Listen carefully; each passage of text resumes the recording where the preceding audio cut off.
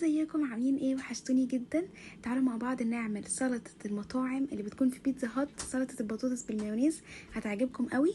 انا عملت بطاطسيتين، حطيتهم سلقتهم. مش عايزاها يا جماعه تتسلق لحد ما تتهرس، لا انا عايزه اللي هو اعرف اكلها ما تتهرس جامد.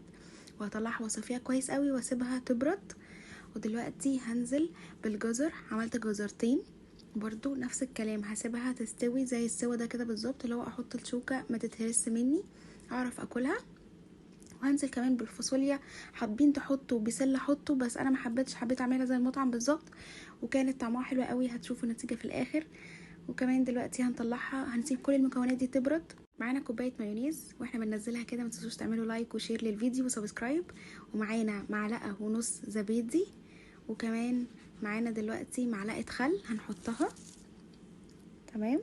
وكمان هنحط معلقه ونص عسل، وعلى حسب ما انتوا حابين، انا بحب الحاجه تكون مسكره شويه. رشه ملح ورشه فلفل. وهنقلب القوام ده كويس قوي قوي قوي لحد ما العسل يدوب. ولازم ندوقها نشوفها محتاجه حاجه ولا لا. انا دقتها الحمد لله، ما كانتش محتاجه اي حاجه خالص. دلوقتي هنجيب بقى الطبق بتاعنا كبير، نحط فيه كل المكونات بتاعتنا، الجزر والبطاطس والفاصوليا. شايفين الالوان بجد يا جماعه كانت طعمها حلو قوي قوي. هنقلبهم كويس في بعض. طبعا لازم تكون بردت تمام، عشان لو ما بردتش هتبوظ لنا الصوص اللي احنا هنحطه عليها. هننزل بقى بالمايونيز بتاعي باللي احنا عملناه كله، وهنقلبهم كويس قوي قوي قوي.